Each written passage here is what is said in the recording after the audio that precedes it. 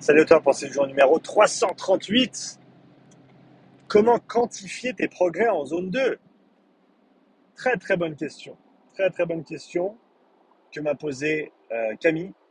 Camille qui est head coach à CrossFit Rive Droite, chez qui j'ai fait les séminaires le week-end dernier. Merci encore Camille pour toute ton aide. On a eu de très très belles conversations, euh, notamment autour du séminaire en lui-même, de la suite potentielle du séminaire. Donc, je le rappelle, hein, le niveau 2, le Upside Strength Séminaire niveau 2, qui touchera sur technique, sur les différents ergomètres, théorie et pratique de l'entraînement respiratoire, théorie et pratique de la planification du conditionnement. Tous ces modules, tous ces sujets qui seront abordés dans cette deuxième phase, certainement pour 2024, en grande partie grâce à Camille et ses réflexions sur le sujet. Merci Camille. Et donc, une des questions très pertinentes qu'il m'a posées, c'est comment quantifier ton travail en zone 2, en sachant que même si tu as fait un test avec moi, par exemple, et que tu as tes valeurs physiologiques et que tu sais à quelle intensité tu dois t'entraîner pour développer ces qualités d'endurance fondamentale, si tu ne vois pas pendant 3 mois, 6 mois, une année ou plus, comment faire pour quantifier ces progrès? C'est une très bonne question. Donc, à mon avis, une fois que tu as tes valeurs de test, que tu sais à quelle intensité ou à quelle fréquence cardiaque te caler pour faire ta zone 2, déjà, c'est toujours intéressant d'avoir un petit peu de marge par rapport à ton premier seuil. Premier seuil étant la limite haute ou la transition entre ta zone 2 et ta zone 3, donc ta limite haute zone 2, on va dire, ou ton plafond de zone 2, comme j'aime l'appeler. Ce que j'ai commencé à faire maintenant dans les progs qui viennent à la suite des tests que j'effectue, c'est que tu as zone A, B et C. Zone 2A, pardon, 2A, 2B, 2C. 2A étant le bas de zone 2, simplement. C'est juste plus court de dire zone 2A. Zone 2B étant le milieu de zone 2. Et zone 2C étant le haut de la zone 2. À mon sens, c'est toujours intéressant de venir déjà se caler en milieu de zone 2 pour la majorité de ton travail.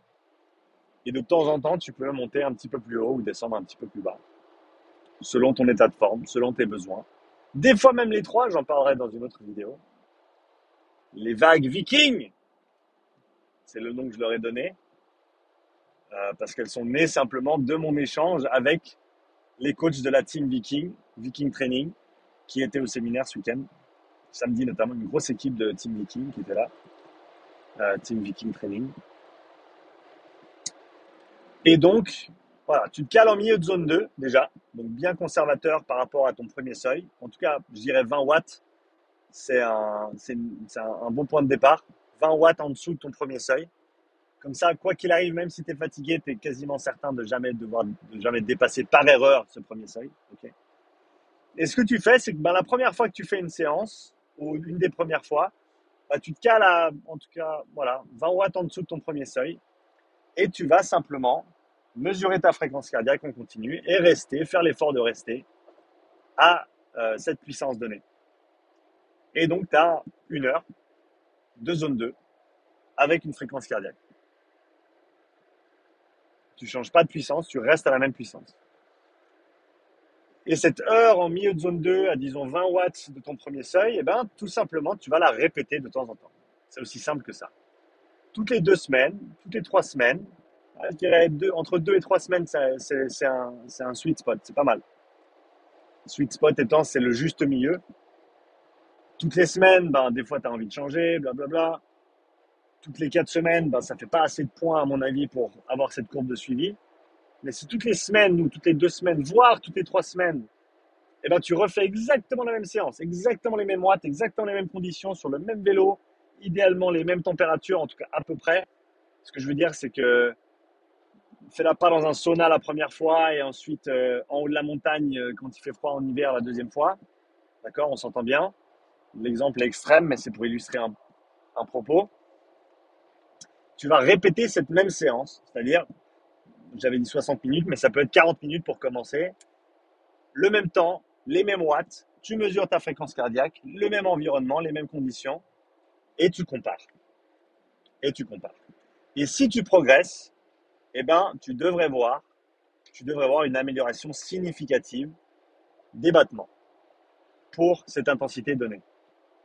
ce que j'ai pu voir dans ma pratique jusqu'ici, c'est en général une fréquence cardiaque pour une puissance donnée qui va baisser entre 5 et 10 battements dans les 3 premiers mois. Si tu intègres de la zone 2 à hauteur de 2 à 3 fois par semaine.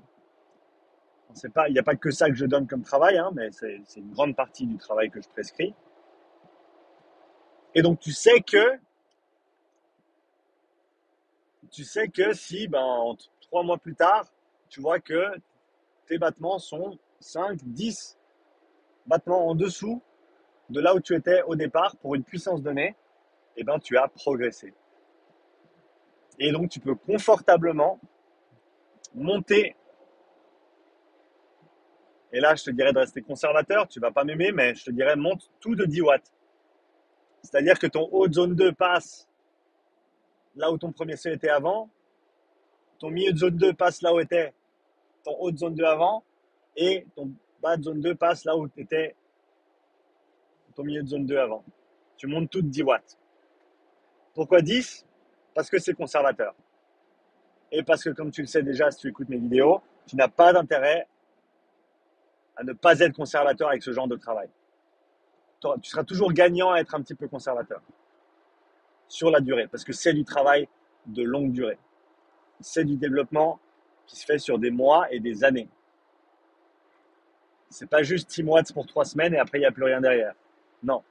Ta zone 2, c'est quelque chose qui va te servir aujourd'hui, demain, l'année prochaine et dans 10 ans et même dans 40 ans, parce que les mitochondries, c'est la santé. Si tu n'as plus d'énergie dans tes cellules, ou si tu ne peux plus en recycler de manière économe et efficiente, eh ben on commence à avoir des problèmes. Donc voilà une manière de quantifier tes progrès en zone 2. C'est pas la seule, hein. C'est pas la seule. Il y a aussi le test par palier que, alors moi j'utilise notamment dans mes tests de profilage, mais que tu peux aussi effectuer sans avoir fait un test de profilage. Pour ça, je t'invite à aller voir le module de profil d'intensité individuelle que je propose sur mon académie, Upside Strength Academy avec un y.com. Et donc un test par palier assez simple. Et là aussi, tu peux comparer les fréquences cardiaques à chaque palier d'intensité. Tous les 2 mois, tous les 3 mois, tous les 4 mois, tous les 6 mois, comme tu le souhaites. Et quantifier tes progrès. Parce que, encore une fois, si tes entraînements ils fonctionnent, eh ben, on devrait voir des changements au niveau de tes performances et au niveau de ta physiologie également. Alors, c'est tout à fait possible que tu puisses être plus performant, j'allais dire à une même intensité, à une même fréquence cardiaque, mais au final, ça veut dire que tu t'améliores. Donc, ne m'écoute pas, je suis un peu fatigué.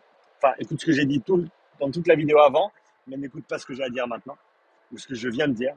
Maintenant, commence à me réécouter, parce que je vais commencer à faire sens. Je vais essayer.